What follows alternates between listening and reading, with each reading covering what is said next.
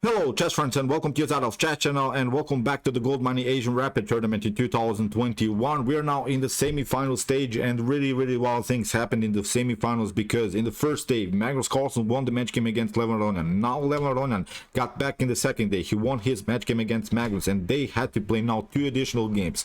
What really wild happened, it was that Levon Aronian won his first additional game, so it meant now that Magnus Carlsen has to win now his additional game with the white pieces. If he doesn't do it, then of course Levon Aronian is moving up to the final. So let's check out now what happened. It was a brilliant game here. So here Magnus Carlsen opened with the move e4, e5. We have knight to f3, knight to c6, bishop to c4, and now after bishop to c5, it was, I think, a pragmatic idea by Levon Aronian to go into this most often and popular line of the Italian game, which is the so-called gioco piano. He of course needs only a draw, so that's why I think it was a good choice so far by the Armenian / US grandmaster, because he's playing now his most often played game and he needs only draw. So now it was Magnus Carlsen that was really under pressure here. So c3, Magnus plays now the classical variation. We have knight to f6, we have d3, d6, and now after bishop to g5 here Levon Aronian allows the pin. But of course with the move h6, it's Magnus Carlsen that has to make now a decision,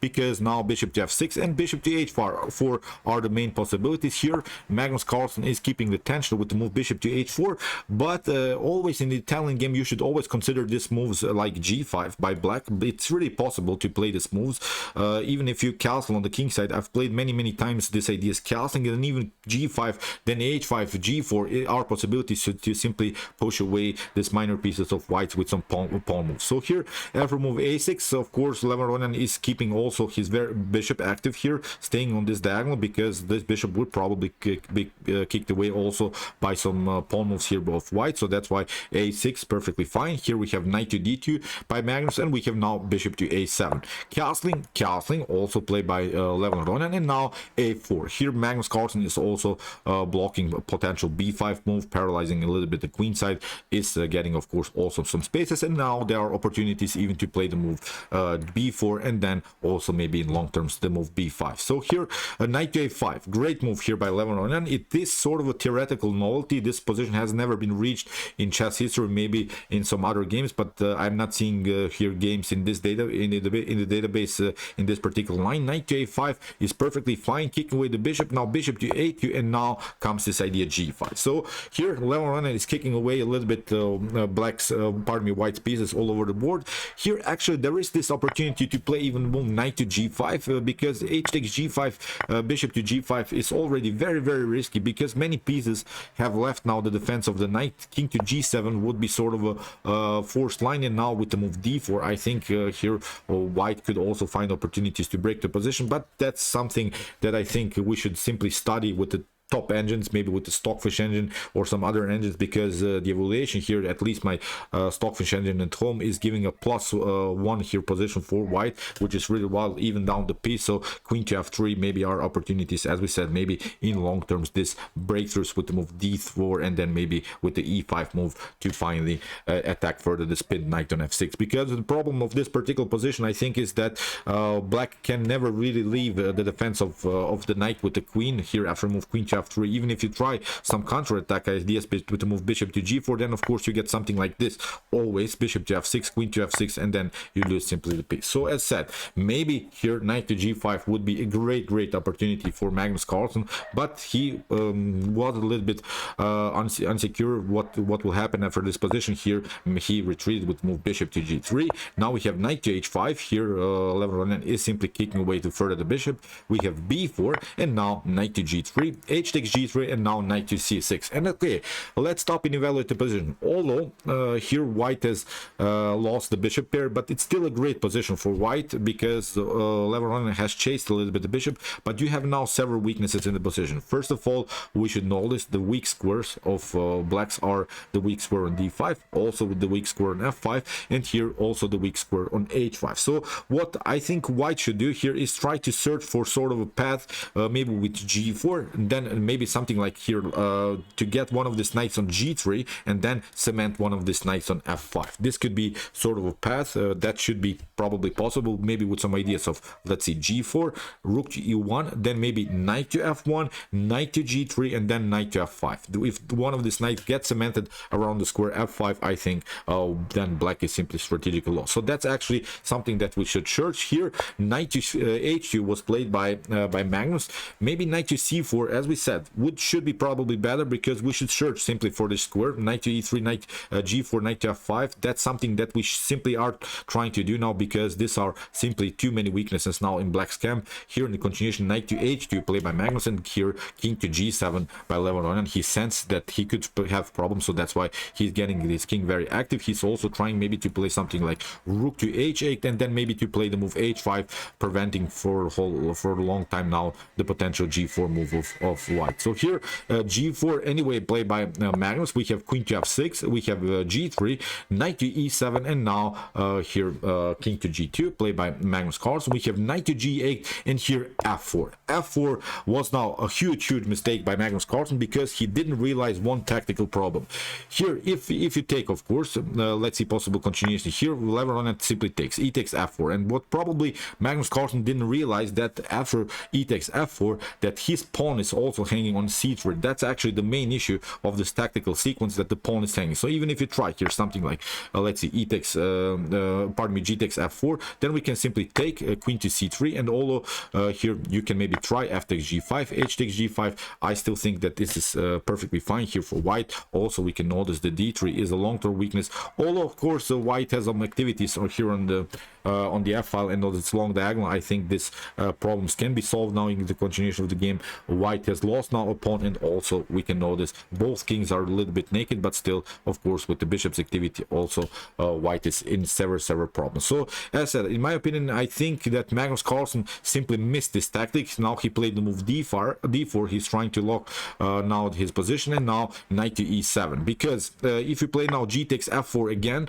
that wasn't played in the game, then g takes f4, maybe you could try queen to f3 to attack the pawn on f4 again, but now with knight to g6 everything is solved. All of the positional problems of blacks are solved. Now this pawn is protected, and it's really an annoying pawn to have like this on f4 on this fourth rank. So I think white is simply strategically lost. So here after move knight to e7, Magnus right now knight to c4. We have d5, great move again by Levon Aronian. He's trying to really break this pawn central control that white has here. White has here a dominant position in the center, so at least he's trying to do something here to break this position. Here in the continuation we have e5 by Magnus. We have queen to c6, now a counter attack by Levon Aronian, and now b5. Okay, you have several tempi here. A takes b5, queen to b5, but now the knight is simply hanging, and here knight to d2 had to be played here by Magnus Carlsen, and now knight to g6. And look at this position now. I think this is now strategically simply lost game here for white.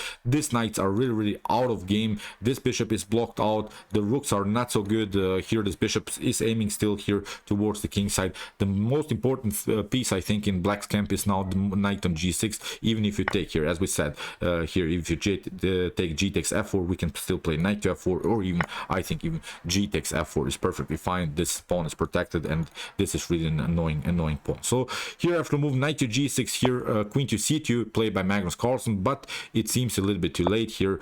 Bishop to e6, now Levon Aronian is simply fixing the position. We have bishop to b1, and now c5 here by Levon Aronian. Although there was even a better move. c5 is still a good position for black, but there was actually a better move here. Bishop to d4 is even an opportunity, because if you try now to take rook takes a8, then you get first queen to d3, and here it's game over. First you have to of course cover with the rook. If you try here to play king to h3, then of course we can play h5, and then you get the checkmate here, or probably around the square g4. So really wild stuff. So as I said, bishop to d4 would be here a great opportunity for Levon, but c5 is still perfectly fine. Here in the continuation of the game, Magnus tried now knight to f3. We have c takes d4, now rook to a7. A desperate try here, I think, a little bit by the world champion, because after rook to a7, okay, you have have this tempo, but now not a problem. We have still the opportunity to play queen to b6. We have knight to f5 by Magnus. He's trying to make something out of this position, but here Levon Aronian simply plays king to h8, leaves also his pawn a little bit unprotected. Even if you try here knight to h6, it's not such a huge problem because rook to a3 will happen. We can attack and further this pawn.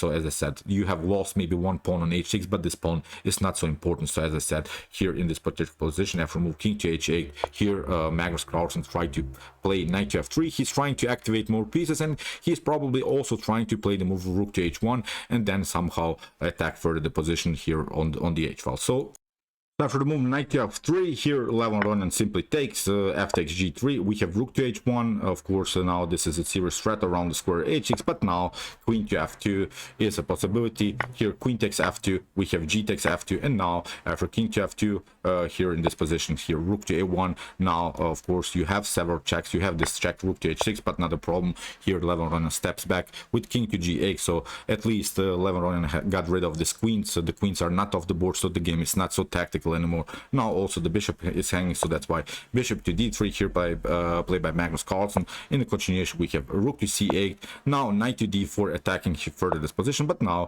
this is the main move, knight to f4, here bishop to f5, and here after rook to c3 in this position Magnus Carlsen even resigned. So really great game. Let's see possible now continuations. You could try maybe here some checks, king to f8, but nothing special is going on. Even if you try here something like here bishop to e6, then of course rook to a2 is happening, and now you get a checkmate on the first rank. That's actually the main issue here. So as I said, you can cover maybe with the knight, but then still rook to e2 is happening. So as I said, after move rook to c3 in this position Magnus resigned, which means now that Levon Aronian is in the finals. Really great performance by the Armenian grandmaster. I wish him all of the best, because you know, when Levon Aronian is playing good, he can really beat anyone in the world. So we have seen also recently players like Temur Rajabov, Wesley so they're not maybe they're maybe losing sometimes against Magnus Carlsen, but they can actually beat him if they're having their day, like Levon Aronian did. He won now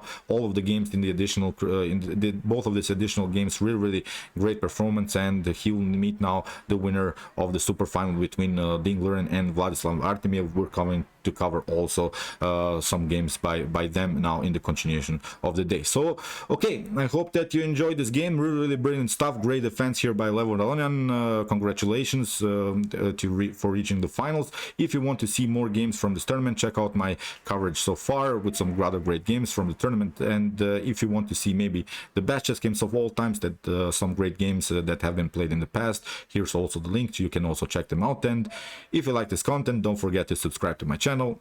See you soon with some more videos, and chess is the best, of course.